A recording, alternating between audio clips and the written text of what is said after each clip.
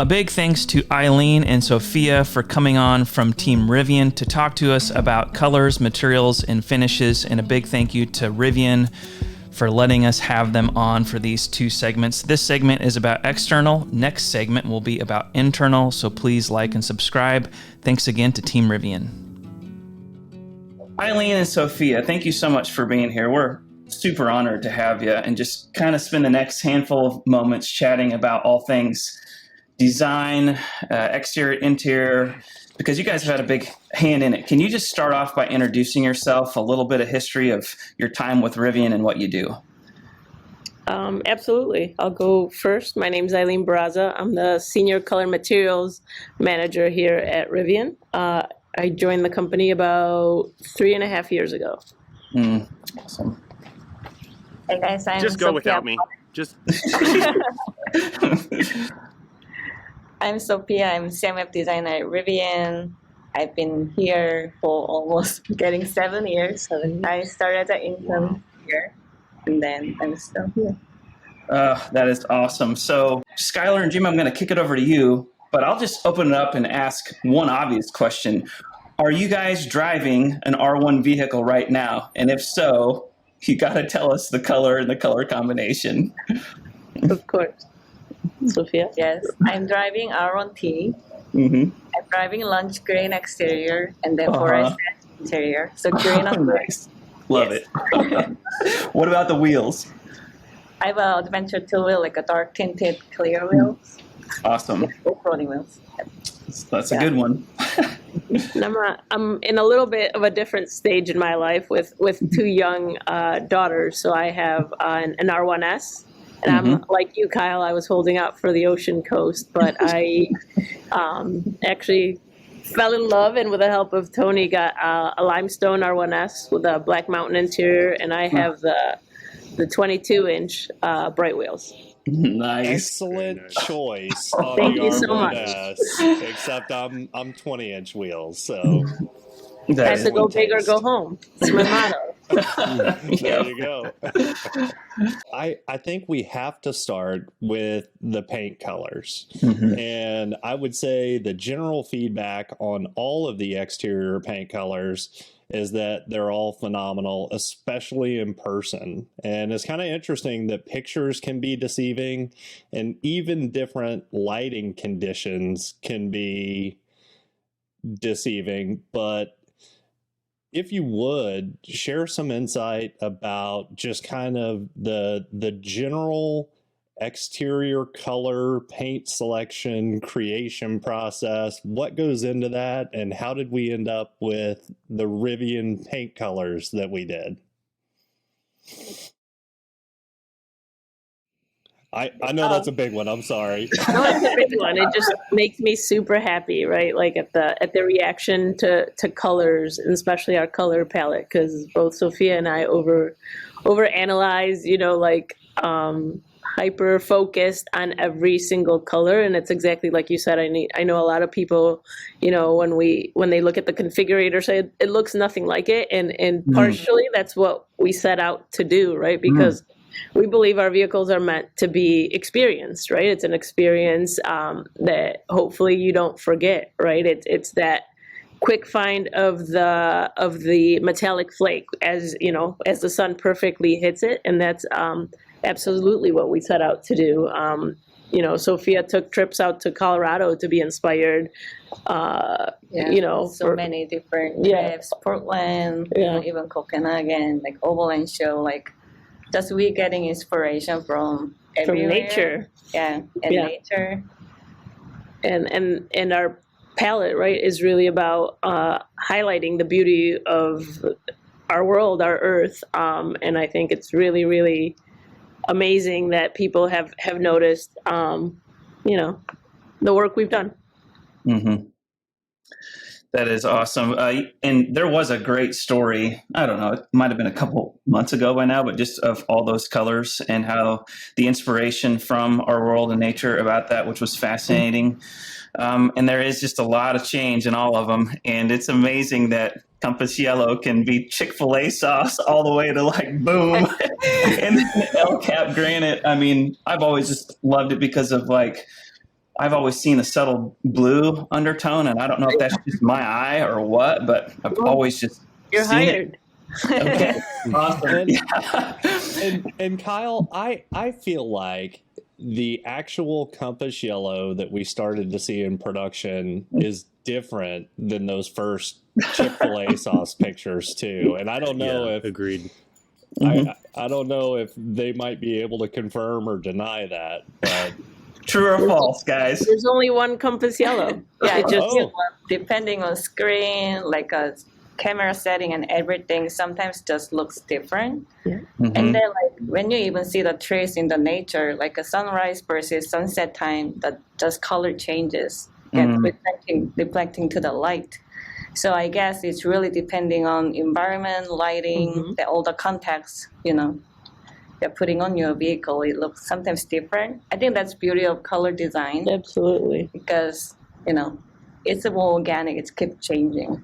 Yes. And like I said, it's really truly about experiencing the color, right? Being in the moment, being with, discovering your vehicle, and as cheesy as it might sound, but it really is, right? Like Kyle, you were saying, you just fell in love with it once again, right? It's when you discover, oh, hey, I never noticed that slight color that pops through. Like, for example, Sophia and I were just kind of reminiscing on our development earlier, kind of preparing for you guys. And it's just like when you see Red Canyon and you just catch it at the right light and you catch that yellow highlight, which we work so hard to get. To make sure it's us showing that. Yeah, people think we just kind of pick a color out of, a Home Depot wall of colors, but we truly go in depth with every color and say, set a design brief for it and say, this is what we want it to feel or what the experience needs to be.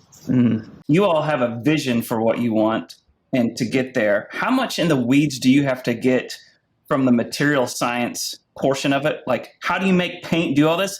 Is this stuff that you guys know, or do you work with someone else to be like, yes, we want it to change from this to this, and we want this yellow to pop, and we want blue to, can you explain that? I think it's just knowledge throughout the years, right? I've been in the industry for a really long time, and it was really kind of, revitalizing to kind of get to do it with Sophia, who hadn't done like a full exterior development. And yes, we work alongside our paint suppliers, but also sometimes they look at us like we're a little crazy when we're like, we want just, Sophia would show them a leaf falling from a tree and be like, we want this. And it'd be like, what? So then we have to kind of reverse engineer it, if you will. And but it all worked out. Oh, yeah. It worked out beautifully. Jimmy, what are you thinking over there in Georgia? So, obviously, as you see behind us, we've got a Glacier White R1T. What was the decision process to not put any flake in the white versus pretty much every other color has some sort of flake in it? Even white, we went through so many variations. In the beginning, we explored like a pearl white, or I don't know, some like a crisp white, like a even brighter than current Glacier White. And we just went through so many variations, and we realized that we have to really speak to our brand and the functionality of that vehicle. We can go to tri-coat or something really fancy white, but when you're thinking about go off-roading or enjoying the nature, we wanted to make sure capturing that, still like a clean and like a modern look, but like capturing that, the functionality aspect on it. So we kind of actually make white a little bit dirtier too. I don't know if you noticed that like our white is not like a super clean white neither. Right. So we actually changed that from there too. So we're really thinking about brand and then the personality and functionality we want to convey. I think that's why we ended up with a just solid white. Yeah, and the way I kind of like looked at it, as far as the color development, right? Our white is a symbol for like purity, right? And what we bring to the table is it's your blank canvas, right? So what we wanted the white to do is show off every, what you would call a rooster tail, or show off every adventure that you've been on. So it's kind of our nod to like our customers, displaying their own adventure. I love it. Oh, I like that one. That's a good answer. That's a really good answer. Because if you could see the side of our truck right now, there's adventure all over the side of our truck. Yeah, no, that's actually my background is exactly that, and I think I might have maybe borrowed it from you guys, but it's just a really up close of the Rivian with the mud all over it. That's exactly what it's supposed to look like. Like, it's not about being just pristine, right? It's about the experience, like we've been talking about. Yeah. That's awesome. See, Jimmy, I don't have to clean it every Saturday anymore, so you can't get mad at me. I still get mine cleaned every Saturday. I have cleaned my Rivian every Saturday since I took delivery on August 24th. I still remember the day. Tony invited me to normal. I am amazed, though, at just how good it still looks dirty. I mean, it really does. But I do clean it up. Skylar, what are you thinking now? Well, so I want to talk about a couple specific colors that just absolutely fascinate me. And then in a minute, I want to ask you guys about some opinions on colors. But first and foremost, limestone. I love grays, and grays are crazy as it relates to changing with lighting conditions already. But one of my favorite things about limestone, I mean, I like that it looks a bit flat from a distance, but then you get up closer to it and in the sun, that flake is, it's amazing. I mean, it just gives it a lot of character, I think. And so that's my one comment on limestone. The other is Red Canyon. That thing changes drastically. It can go from looking like a dark red to literally, we had a meetup at night and it was under street lights and it looked straight up copper. So those two just kind of blow my mind with how different they can look. But going to your opinions, what are some of your favorite colors and why? I think this might be the hardest question I get asked, right? Because it's kind of like picking our favorite child. Right. I can pick mine. No. Child. No, jokes. Your favorite child or color? Child. Yeah. That was a joke. You're right. It might actually be an easier question on certain days. But no, I think all of them, because we literally poured our blood, sweat, and tears, as they say, into each and every color. And we hyper analyzed and overthought every color, that you guys get to see, and many more. I'm just trying to avoid answering the question, but I'm going to have to go with limestone because that's what I'm driving. Mm-hmm. Yep. I can say lunch gray. That's what I'm driving. Yeah, but it truly is every color. Hard to pick one. Yeah, every color. Sophia and I could, go on and on about it. I think my last picture I sent to the team before moving studios from Michigan to California was our final limestone sign off, and I think it was, it was. Our Lightroom was all empty, and all that was left was, I don't know, I want to say upwards of like 70 limestone, palette paint plaques. And it was just kind of like, it has a little special place in my heart, I guess. I'm sure. Oh, Yeah. wow. Cool. So limestone was picked from 70? We do like colors? 70 variation, like every color, right? We like take it, we're like, no, that's when we bring the leaves or the grass, or, go out and look at snow.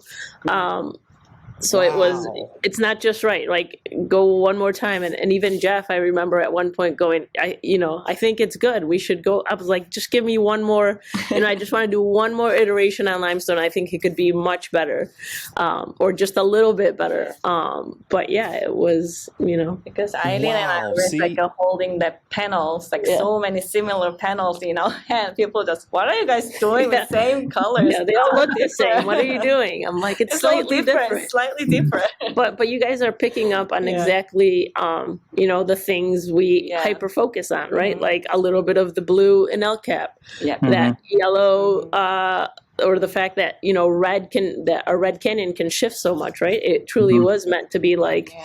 fall in the Midwest, where the trees, right, change as the temperature, the wind changes, etc. So it truly was like very thought out. And So with those see, 70, can you give us a context for how long that wrestle is? I mean, and my mind goes to editing a portrait session and coming back the next day and feeling like, man, the skin tones I hate, like not even close. And I'll edit and then come back in next day. And I know my computer's the same, but it's almost like if you sleep and come back to it. I mean, how long did this wrestling match take? It's exactly that, but I would say about 12 months, little over a year. It's amazing. When you scale up, it looks different too. So when you're just seeing like a small panel versus like a bigger panel, it completely changes the look. So we want to make sure like it looks good when you keep scaling up, to the vehicle level. Yeah, there's more thought that goes into it. How do you envision that on the scaled up? Is it like VR, or are you having people put it on the whole thing for you? We do it all. We do body size VR. panel. Yep. Yeah. Mm-hmm. Yeah. wow, Gosh. that is fascinating. And I mean, especially looking at 70 very similar colors. I mean, that just blows my mind, but I think that provides some really good insight to the customer base about how much thought and effort does go into this. I mean, I'm amazed by that. That's incredible. And I halfway apologize for like configurator images not looking like the paint colors, but it truly is like meant to be experienced, explored, and that was the goal. Yeah, you had mentioned the configurator representation before, and I wasn't going to come back to it, but you did, because I know that's maybe something we've been critical of. But the more we actually then started living with these and seeing them, we're like, oh, that's why. It's impossible to nail with one rendering. Right. So now it makes sense. And so when you direct the designer of that rendering, you're just trying to maybe capture the midpoint or the most common. The nominal, like Jimmy, what are you thinking over there? How many colors were axed? Like you had, say you started with 30, whatever. I'll just stop. How many colors did you axe in this process? We actually didn't, I would say axe any. We actually ended up adding some because we had, luckily we didn't have a lot of time on our hands, right? Because we obviously needed to get our vehicles out to the customer. So we started off with a goal of doing, was it 7 or 8 really good colors? And at the end, we ended up with a 10. Mm-hmm. So that is very similar to the question I was going to maybe end on for exterior, because then we need to go to interior and respect your guys' time. Can you share any details about paint colors that might be coming in the future? Is there plans, or is that just like, nope, we can't share? Go ahead. We always have plans, but we always have plans. Awesome. Well, do you guys have any colors want to see? Like, do you guys have any? Does the community have any? I don't know. Do you guys have some insight as to, right?